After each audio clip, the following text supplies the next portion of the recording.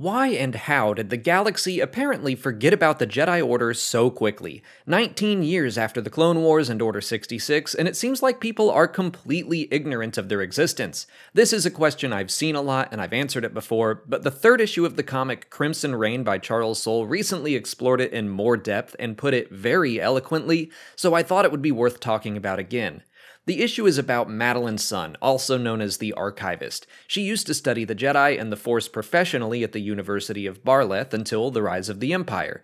She is approached by Kira, who directly asks the question, why does no one publicly talk about the Force anymore? How could a powerful group of Force users that worked directly with the galactic government suddenly disappear and be treated as if they never existed? The Archivist says it all comes down to fear. Palpatine stoked fear of the Jedi by calling them traitors to the Republic. Most citizens seem to buy that because, remember, there were only about 10,000 Jedi in a galaxy of trillions. Most people had never met a Jedi, they only ever knew what they were told about them, and now they were being told they were traitors.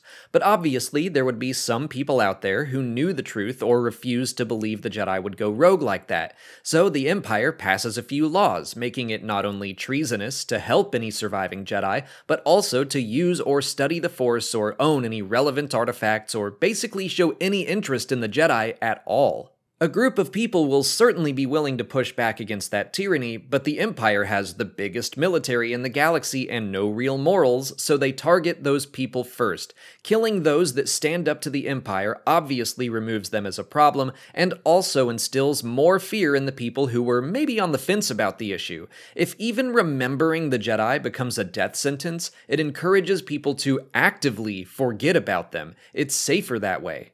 So when you look at someone like Luke Skywalker, who grew up on a remote planet in a time where galactic citizens were choosing to keep quiet about the Jedi, it's not hard at all to believe he would have little to no knowledge about them. Anything he may have learned probably would have been Imperial propaganda that downplayed their significance in galactic history. They were probably reduced to a footnote in the Clone Wars as some weird splinter group that tried and failed to violently take over the Republic.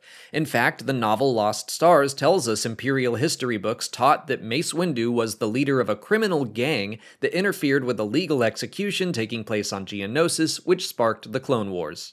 What about someone like Admiral Mahdi, whose line in A New Hope is largely the source of this question? I think it's likely he actually does remember the Jedi. He seems old enough, but he's probably going all in on the Imperial side of the story, grandstanding by calling the Order an ancient religion, and then he oversteps in front of Darth Vader and he insults the Force and he gets put in his place. Vader is probably the only person in the galaxy besides Palpatine that is truly safe to exhibit his powers and knowledge in the Force. So yeah, the galaxy as a whole seemingly forgot about the Jedi thanks to a heavy mix of fear, propaganda, and misinformation. I think it's a good lesson to remember that the Empire's greatest weapon is fear. If you're being told to be afraid of something or someone, it's always worth asking yourself why.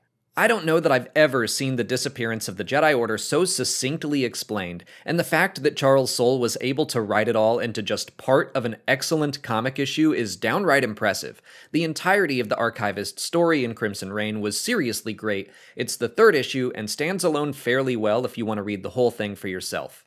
But that's it for today. If you haven't already, please like this video, subscribe to the channel, follow us on TikTok, Twitter, and Instagram, and consider checking out our Patreon page. As always, thanks for watching, and may the Force be with you.